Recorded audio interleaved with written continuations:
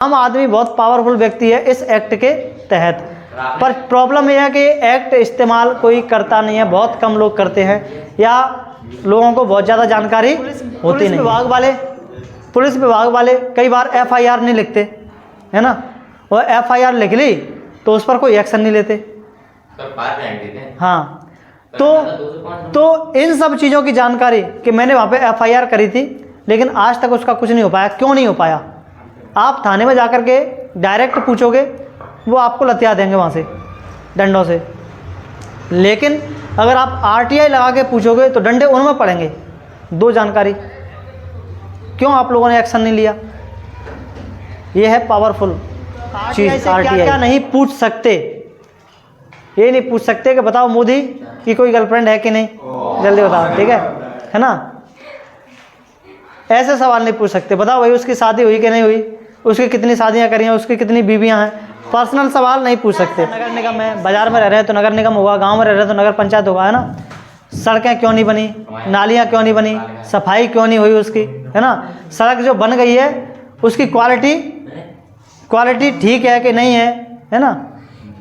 तो ये सारी चीज़ें आप जानकारी क्या कर सकते हो, डॉक्टरों की हाजिरी रिपोर्ट कि डॉक्टर टाइम से आ रहे हैं कि नहीं आ रहे हैं। सोचो, इतना भी पावर है एक आम आदमी के पास, इतनी पावर है कि अगर RTI लगा दी कि फलाने हॉस्पिटल में बताइए डॉक्टर टाइम से आ रहे हैं कि नहीं आ रहे, है ना, तो सारी सूचना दी जाएगी आपको। मतलब एक आम आदमी किसी को भी क्या कर सकता है, शॉर्ट कर सकता है इससे, है ना, किसी को भी ठीक कर सकता है। किसी ने कोई भ्रष्टाचार किया हो, घोटाला किया हो कुछ, है ना, अब तुम उसके बारे में जानकारी मांग रहे हो।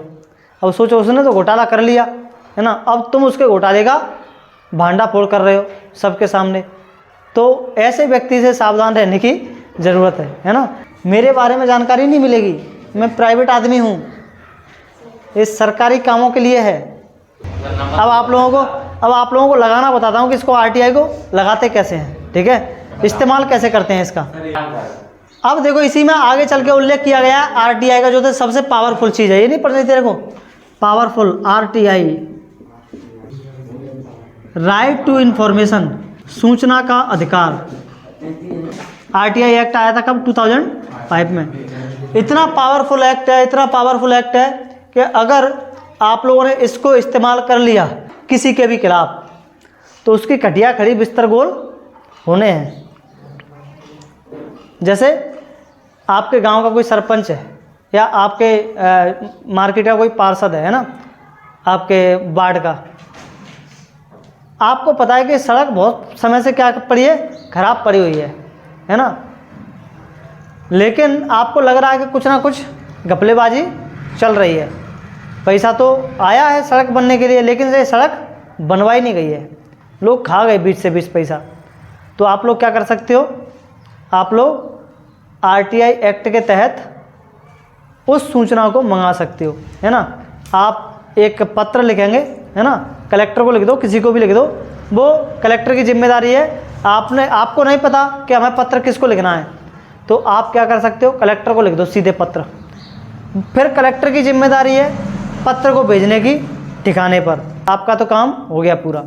और आपने उसमें सूचना मांगी है कि मैं वार्ड क्रमांक इससे हूँ और हमारे यहाँ पे जो सड़क है ये काफ़ी टाइम से ख़राब पड़ी हुई है, बनी नहीं है, क्या इसके लिए कोई फंड निकाला गया था, क्या इसके लिए कोई फंड आया था बनने के लिए, और आया था तो कब आया था, और उस समय पार्षद कौन था, है ना। तो ये सारी जानकारी आपको वहाँ से क्या होगी, मिलेगी, ठीक है।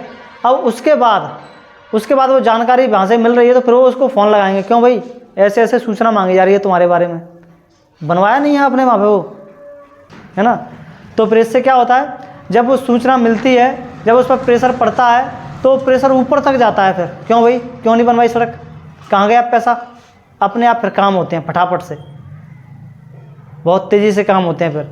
लेकिन इसमें एक खतरा भी है, खतरा यह है कि अगर वहाँ पर नाम बता दिया कि ये व्यक्ति सूचना मांग रहा है तो उस व्यक्ति के लिए खतरा है फिर, है ना, इन गुंडों से, क्योंकि इनका क्या पता कब ठोक दें। अच्छा ज़्यादा बनेगा, ज़्यादा पढ़ा लिखा बन रहा है, आ जा तुझे ही ठोकते हैं पहले। लेकिन ऐसे डरेंगे तो कैसे काम चलेगा, है ना। इसके लिए एक और तरीका भी है, आप अपनी फेक ईमेल आईडी बनाओ, फेक नाम, है ना, सब कुछ फेक, एकदम फेक आइडेंटिटी। वो पूछेगा भी कि किसने मांगी, ये व्यक्ति मांग रहा है, वो व्यक्ति वहाँ है ही नहीं। ये सही तरीका है ना। ऐसा भी किया जा सकता है, बहुत से लोग ऐसी जानकारी लेते हैं और जानकारी देनी पड़ती है। तो आरटीआई का आप इस्तेमाल कहाँ पर कर सकते हैं? किसी भी सरकारी विभाग में, कोई भी गवर्नमेंटल बॉडी है ना, वहाँ जाकर के आप इसका इस्तेमाल कर सकते हैं। आप अपने स्कूल में कर सकते हैं, आप अपने कॉलेज में कर सकते हैं कि फीस बढ़ाई तो क्यों बढ़ाई, बताओ, सूचना दो आरटीआई एक्ट के तहत, है ना। सरकारी दफ्तरों में किसी में कोई आपकी फाइल रुकी हुई है तो क्यों रुकी हुई है, जानकारी दो, मिलेगी आपको बाकायदा, आरटीआई के तहत मिलेगी, है ना। वैसे जानकारी मांगने के लिए जाओगे ना, क्यों रुकी है, भगा देते हैं, क्यों रुकी है। लेकिन जब आरटीआई जाती है ना उनके पास, आरटीआई, तो फिर ऊपर से डंडे पड़ते हैं उनमें, है ना। वो प्रेशर डालते हैं उन पर कि भाई क्या चल रहा है तुम्हारा, ये आरटीआई आ रही है तुम्हारे बारे में, सूचना मांगी जा रही है तुम्हारे बारे में, दो उनको सूचना फटाफट से निकाल के। फिर वो घर पे भेजते हैं उसको, सूचना को निकाल के कि भैया ये लटकी है तुम्हारी फाइल, है ना। आपको वहाँ जाने की भी नहीं ज़रूरत पड़ेगी, पते से भेज देंगे, आप बस अपना पता बताइए, जानकारी हम भेज रहे हैं। इतनी पावरफुल, है ना, चीज़ है ये। और खर्चा कुछ है नहीं, खर्चा कुछ है नहीं, 10 रुपये का फॉर्म वो लगती है फीस बस। और अगर तुम, मतलब खर्चा इस बात का है कि वहाँ पर कितने पेजों की फ़ोटोकॉपी में सूचना आ रही है, 2 रुपये पर पेज के हिसाब से, है ना, खर्चा होगा उसका। आपका नगर निगम है, बाज़ार में रह रहे हैं तो नगर निगम होगा, गांव में रह रहे हैं तो नगर पंचायत होगा, है ना। सड़कें क्यों नहीं बनी, नालियाँ क्यों नहीं बनी, सफाई क्यों नहीं हुई उसकी, है ना। सड़क जो बन गई है उसकी क्वालिटी ठीक है कि नहीं है ना। तो ये सारी चीज़ें आप जानकारी क्या कर सकते हो, ले सकते हो। कोई हेल्थ विभाग है, हॉस्पिटल वगैरह है ना, उसमें कोई दवाइयाँ की कमी है, दवाइयाँ क्यों नहीं मिल रही हैं, इसके बारे में जानकारी चाहिए, तो वो जानकारी अपन क्या कर सकते हैं, वहाँ से ले सकते हैं। किसी भी सरकारी अस्पताल में कौन कौन सी सुविधाएं उपलब्ध हैं, कौन कौन सी सुविधाएं उपलब्ध नहीं है, उनकी जानकारी अपन वहाँ से ले सकते हैं। डॉक्टरों की हाजिरी रिपोर्ट कि डॉक्टर टाइम से आ रहे हैं कि नहीं आ रहे हैं, सोचो इतना भी पावर है। एक आम आदमी के पास इतनी पावर है कि अगर आरटीआई लगा दी कि फलाने हॉस्पिटल में बताइए डॉक्टर टाइम से आ रहे हैं कि नहीं आ रहे, है ना, तो जब आरटीआई जाएगी ना, फिर वो हॉस्पिटल में बात करेंगे आरटीआई लगाने वाले कि देखो भाई ये डॉक्टर्स टाइम से आते हैं कि नहीं आते, है ना। तो सारी सूचना दी जाएगी आपको। मतलब एक आम आदमी किसी को भी क्या कर सकता है, शॉर्ट कर सकता है इससे, है ना, किसी को भी ठीक कर सकता है। पुलिस विभाग वाले कई बार एफआईआर नहीं लिखते, है ना, और एफआईआर लिख ली तो उस पर कोई एक्शन नहीं लेते। हाँ, तो इन सब चीज़ों की जानकारी कि मैंने वहाँ पे एफआईआर करी थी लेकिन आज तक उसका कुछ नहीं हो पाया, क्यों नहीं हो पाया, आप थाने में जाकर के डायरेक्ट पूछोगे, वो आपको लतिया देंगे वहाँ से डंडों से। लेकिन अगर आप आरटीआई लगा के पूछोगे तो डंडे उनमें पड़ेंगे। दो जानकारी, क्यों आप लोगों ने एक्शन नहीं लिया, ये है पावरफुल चीज़ आरटीआई। अब आप लोगों को लगाना बताता हूँ कि इसको आरटीआई को लगाते कैसे हैं, ठीक है, इस्तेमाल कैसे करते हैं इसका, आरटीआई का इस्तेमाल कैसे करें, है ना। मेरे बारे में जानकारी नहीं मिलेगी, मैं प्राइवेट आदमी हूँ, ये सरकारी कामों के लिए है। सबसे पहले आप लोगों को आवेदन लिखना है, ठीक है, आवेदन लिखना है। ये जो फोटोकॉपी का पेज आता है, वाइट पेज एकदम, उसको लो, उस पर क्या लिखो, आवेदन लिखो, है ना। अपना नाम और पता लिखो, उस विभाग का नाम जहाँ से आपको सूचना लेनी है उसका नाम लिखो, पूरा का पूरा फॉर्मेट, है ना, एकदम। आप लोग गूगल पर निकालेंगे कि आरटीआई का फॉर्म कैसे भरा जाता है, आरटीआई कैसे लगाई जाती है, तुरंत वहाँ पे निकल के आ जाएगा। आप लोग उसके हिसाब से उसको क्या कर सकते हैं, भर सकते हैं ना। अपना नाम होगा, उसमें पता होगा, जहाँ से अपन सूचना ले रहे हैं उस विभाग का क्या होगा, नाम होगा, है ना। स्पष्ट रूप से आप क्या जानकारी मांग रहे हैं उस जानकारी के बारे में उसमें आपको लिखना होगा। हाँ, लाइट के बारे में भी आप लोग जानकारी ले सकते हो ना। जैसे आपका बिल बढ़ के आ गया है तो बताओ बिल कैसे बढ़ा, है ना, ट्रेन लेट आ रही है, तो बताओ ट्रेन क्यों लेट आ रही है? आपके यहाँ पे जो सड़क बनी है, जैसे मान लो आप कोई सड़क बनी है आपके गांव में, आपके गली में, उस सड़क का कितना खर्चा आया है ना, उसके लिए गवर्नमेंट से कितना पैसा मिला है ना, जानकारी दो, सब मिलेगी जानकारी। यानी कि आप बहुत पावरफुल व्यक्ति हैं, आप आम आदमी बहुत पावरफुल व्यक्ति है इस एक्ट के तहत। पर प्रॉब्लम यह है कि एक्ट इस्तेमाल कोई करता नहीं है, बहुत कम लोग करते हैं, या लोगों को बहुत ज़्यादा जानकारी होती नहीं है। आवेदन कहाँ पर भेजते हैं अपन? तो आवेदन भेजते हैं अपन PIO ऑफिसर के पास, यानी कि पब्लिक इंफॉर्मेशन ऑफिसर। हमारे हर शहर में पब्लिक इंफॉर्मेशन ऑफिसर होता है जो सूचनाओं को देता है। उसके ऑफिस में आप लोग इसको क्या कर सकते हो, भेज सकते हो स्पीड पोस्ट से, या फिर आप लोग ऑनलाइन भी कर सकते हो। ऑनलाइन भी ये RTI फाइल की जा सकती है। आज जा करके मैं ऑनलाइन ही करूँगा, एक फेक ईमेल बना करके, है ना, पूछूंगा कि बताओ भाई गांव में जो सड़क हमारी ख़राब पड़ी है, क्या इसके लिए पैसा आया था? ये क्यों ख़राब पड़ी है, क्यों नहीं बन रही है, कब बनवाई गई थी, है ना? नाम लिख दूंगा, गोबर सिंह गोबर गणेश, ठीक है? हाँ, गोवर्धन कर दूंगा, ठीक है? नाम है गोवर्धन। और हाँ, वैसे मेरे गांव में RTI होगी तो सब समझ जाएंगे कि RTI करने वाला व्यक्ति कौन हो सकता है ना? हाँ, क्योंकि गांव में इतना समझदार पढ़ा लिखा व्यक्ति है कौन तो समझ जाएंगे कि पक्का इसी का काम होगा, मेरे पास ही आएंगे, फिर मैं उनको अच्छे से लतिया दूंगा, फिर अच्छे से। हाँ। और ऑनलाइन कर रहे हैं तो आप लोग अपना विभाग चुन लेंगे, किस विभाग को आप RTI करना चाह रहे हैं, ठीक है? वही आप अपने सवाल लिखेंगे और 10 रुपये का फीस देंगे, क्योंकि आप लोगों के पास सूचना तो आएगी ना भाई, वो फोटोकॉपी फ्री में तो नहीं होगी ना, उस फोटोकॉपी के पैसे क्या होने होते हैं, देने होते हैं, ठीक है? कम से कम 10 रुपये देने होते हैं। उसके बाद जितने ज़्यादा पेज की इन्फॉर्मेशन होगी उस हिसाब से पैसे क्या हो जाते हैं, ऐड हो जाते हैं ना। और सबमिट कर देना ऑनलाइन इस तरह से हो सकती है, ठीक है? RTI लगाने के बाद क्या होता है, RTI जैसे आपने लगा दी, 30 दिनों के अंदर जिस विभाग में आपने RTI लगाई है उसको जवाब देना होता है। जैसे ही जवाब नहीं मिला, आप लोग पहली बार अपील कर सकते हो कि भाई मैंने RTI डाली थी, मुझे जवाब नहीं मिला है। फर्स्ट अपील करोगे, है ना? फिर भी जवाब ना मिले तो सेकंड अपील कर सकते हैं। और यह पूरी प्रक्रिया बहुत शक्तिशाली और पारदर्शी तरीके से होती है, बहुत पावरफुल है और बहुत ही ट्रांसपेरेंट है। RTI से क्या क्या नहीं पूछ सकते, ये नहीं पूछ सकते कि बताओ मोदी की कोई गर्लफ्रेंड है कि नहीं, जल्दी बताओ, ठीक है ना?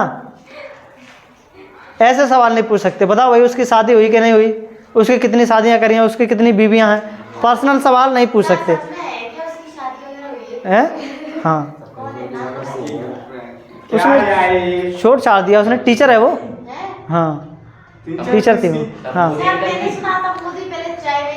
हाँ, देश की सुरक्षा से जुड़ी आप जानकारी नहीं मांग सकते, सुरक्षा का सवाल है, सिक्योरिटी का सवाल है। आप ये नहीं कह सकते कि बताओ कितने सैनिक कहाँ पर लगे हुए हैं। अगर ये जानकारी आपको मिल गई, हो सकता है आप पाकिस्तानी एजेंट हो, जानकारी लेकर के वहाँ किसी को, है ना, पाकिस्तानियों को इन्फॉर्मेशन दे दो जा करके, तो ऐसी सूचना आप लोग नहीं मांग सकते, है ना? किसी की निजी जानकारी आप लोग नहीं मांग सकते, है ना, कि उसके बैंक खाते में कितना पैसा है, निजी जानकारी नहीं मांग सकते तुम उसके बारे में, है ना? और पहली बात तो सरकारी आदमी नहीं है तो उसके बारे में कोई जानकारी आप लोगों को नहीं मिलने वाली है, ठीक है? बाकी ज़्यादातर चीज़ों की जानकारी आप लोगों को RTI से मिल जाती है, हर चीज़ की जानकारी मिल जाती है, अगर ये 2-4 सवाल ना हो तो, है ना? देखो, लोग RTI क्यों नहीं लगा पाते, इसमें वैसे कोई खतरा नहीं है ना? हर एक व्यक्ति को सूचना पाने का अधिकार है, लेकिन खतरों की चिंता कब होती है, किसी ने कोई भ्रष्टाचार किया हो, घोटाला किया हो कुछ, है ना? अब तुम उसके बारे में जानकारी मांग रहे हो, अब सोचो उसने तो घोटाला कर लिया, है ना, अब तुम उसके घोटाले का भांडाफोड़ कर रहे हो सबके सामने, तो ऐसे व्यक्ति से सावधान रहने की ज़रूरत है ना? क्योंकि ऐसे व्यक्ति हम पर घर आकर के क्या कर सकते हैं, प्रेशर बना सकते हैं कि भाई RTI वापस ले लो। ये कह दो कि हमें सारी जानकारी मिल गई है, और अगर तुमने RTI वापस नहीं ली तो फिर वो गुंडागर्दी कर सकते हैं कुछ, और कुछ नहीं, कोई खतरा नहीं है। बाकी इसमें आपके बारे में कोई आपका पहचान पत्र नहीं मांगा जाता कि आधार कार्ड दो तब आरटीआई लगेगी, है ना। कोई आपका मोबाइल नंबर नहीं मांगा जाता, केवल और केवल पता मांगा जाता है, वो भी इसलिए कि आपके पास वो सूचना भेजी जा सके। तो आप पता कहीं का भी डाल दो, कोई प्रॉब्लम नहीं है। आप जहाँ रहते हो वहाँ का पता मत डालो और कहीं का डाल दो, चले जाओ वहाँ लेने के लिए, है ना। और ऑनलाइन आप कर रहे हैं तो शायद ऑनलाइन की कॉपी ऑनलाइन भी ईमेल कर दी जाती है ना। और सबसे बड़ी बात, ऑफलाइन करो ही मत आरटीआई, ऑनलाइन कर दो, कोई लफड़ा ही नहीं है ऑनलाइन में। जानकारी भी कैसे मिल जाएगी? ऑनलाइन, है ना।